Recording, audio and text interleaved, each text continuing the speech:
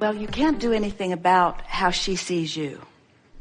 And if you try, it'll just get worse, because you can't stand on your head in enough different ways to fix what somebody else thinks is wrong with you. Seriously. But there's something that you're not understanding. And as we visit here, just briefly, this is just going to make so much sense to you. We really like the way you presented this to us, because not only were you articulate about it, but you were completely accurate about it. But also, it's the way it is whenever anybody isn't getting along. In other words, but it's rare to find someone who acknowledges that usually the same things that are bugging me about you are the same things that are bugging you about me. Because law of attraction is honing in on the active vibration. So we just want to say all of that was logical, and your words perfectly mirrored what's going on vibrationally, which is a really refreshing conversation, because it will be easy for you to hear what we're going to say, which will help you to move into a place that will get you more of what you're wanting. The most significant thing that we want to say, and we said it in part, but we want to amplify it.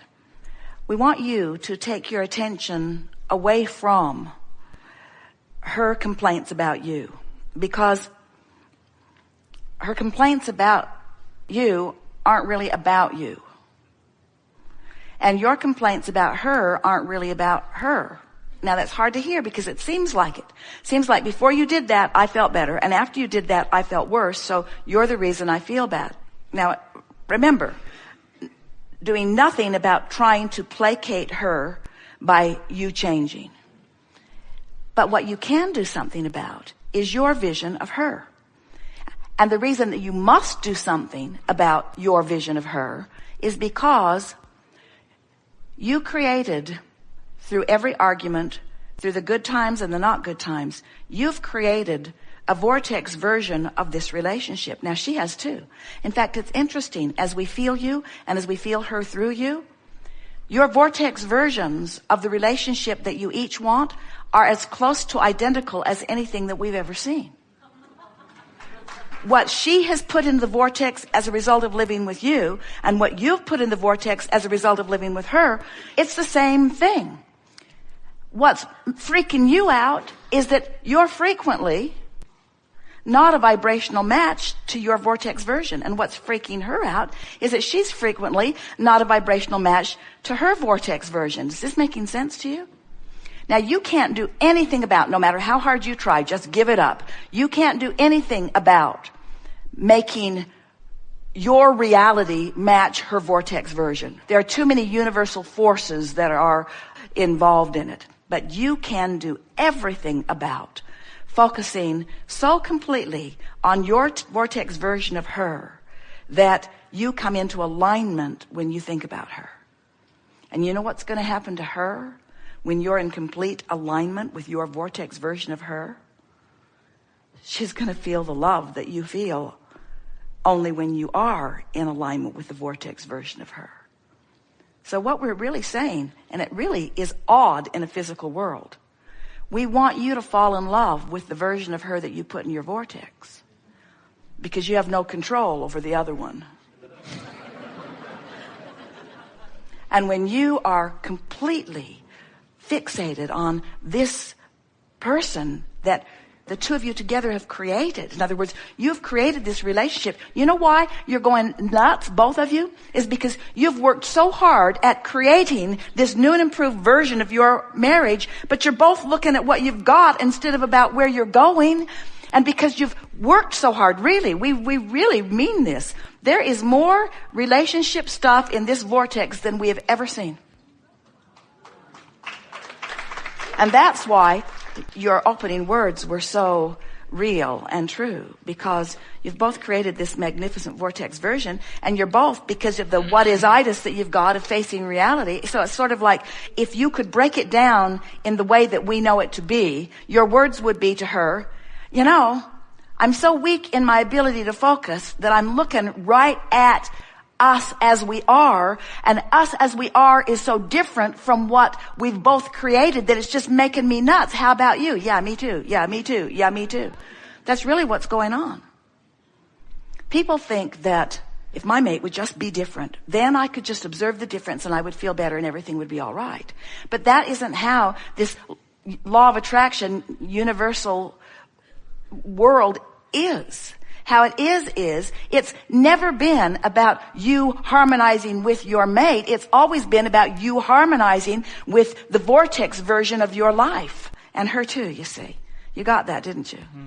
So we said to a man one day, we were giving him from inside the vortex the kinds of things that he might say. Because when you're in the vortex, what you feel is, I so love what we've created together. When you're in the vortex, you feel such appreciation at where you stand, and you feel appreciation of every squabble that resulted in this expansion. So you're holding no blame to yourself or to your wife. You're just feeling appreciation for the expansion that you've achieved together. And so she's upset, and you don't want her to be upset, so you focus upon the version of her who is not upset. And she says, why aren't you paying attention to me? Come here and talk to me about this. And from inside the vortex, you say, I love you so much. I've been thinking so completely about who we are. I so appreciate everything that you have contributed to who I am. I want to find words that you can hear, and this probably isn't the best time, but I'm so adoring you and us. I know that this can only get better, and I don't want any of it to ever have not been good for you. The day I met you, what I wanted and what I still want is that your life would be wonderful. Every time I look at you, that comes clearer and clearer to my mind. I don't always live up to my own vision of who you are or who we are, but I sure want to. There isn't anything I want more than our happiness, your happiness. And we promise you, she just can't stay mad when you feel like that, but you can't fake it. You got to be in the vortex. You got to know that. You've got to own it. You got to be true to who the two of you have become.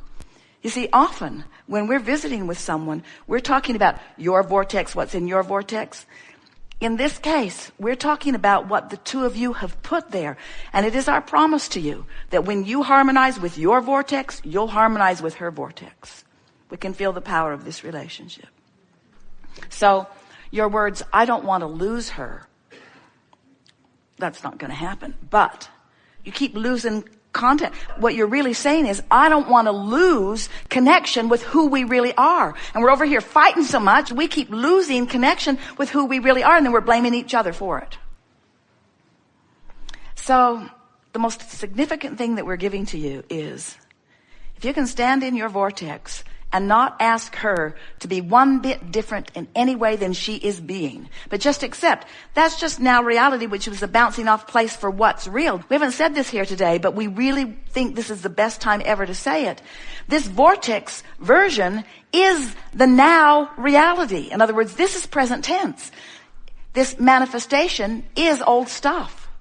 And what's driving you nuts is that you have created such a big vortex version, and the now reality is such a departure from it that neither one of you can bear it. And if either of you were to just get fed up with the current squabble and walk away, you'd miss this magnificent vortex version. Because this is one, we promise you, includes the people who are together squabbling now.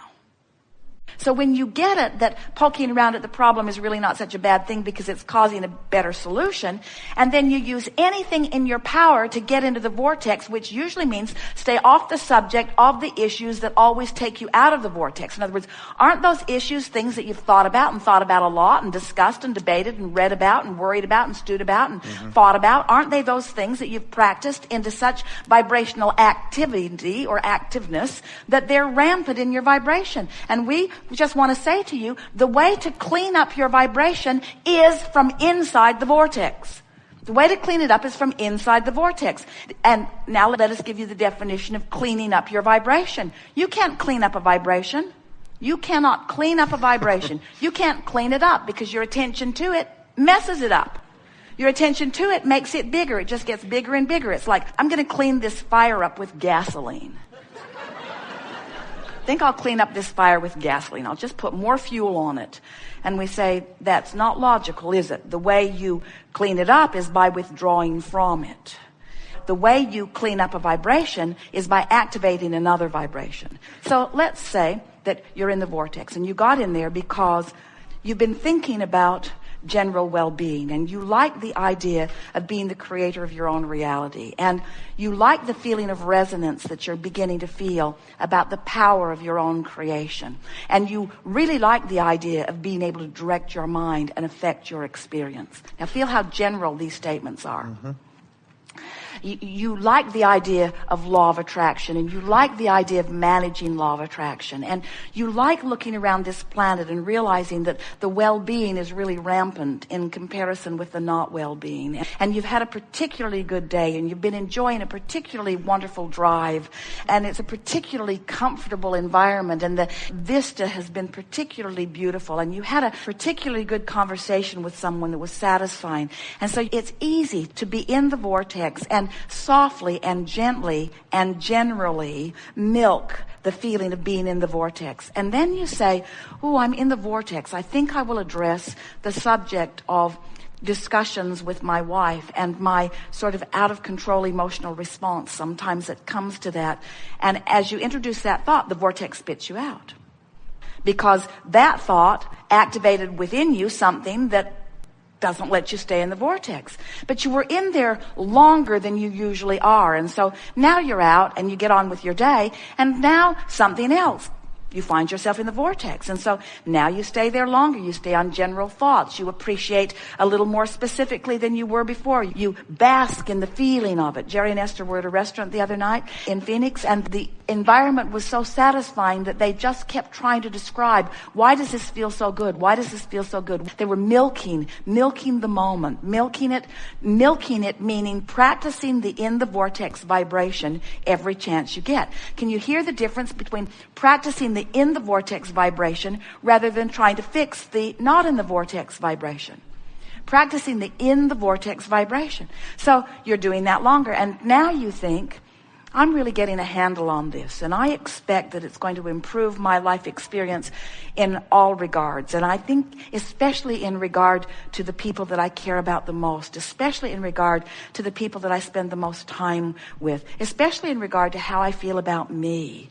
And as you have this conversation from inside the vortex, you shift the vibration on that subject. You move that set point closer to in the vortex. You didn't bring it all the way in, but you moved it closer. And then next time it will come closer. And next time it will come closer. Until little by little, you will have changed. Let's no longer say cleaned up. You will have changed your vibrational proclivity relative to all subjects that are important to you, until you will stand in the vortex wondering why something like that ever bothered you.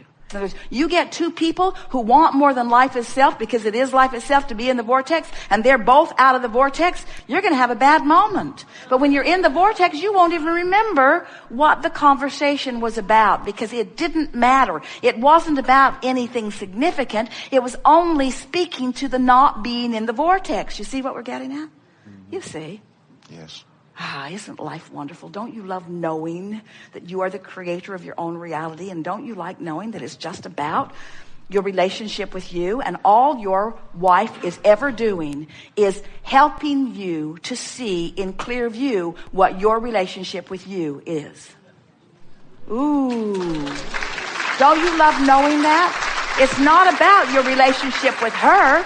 She's just shining a spotlight on your relationship with you. That's all. Good time for a segment of refreshment.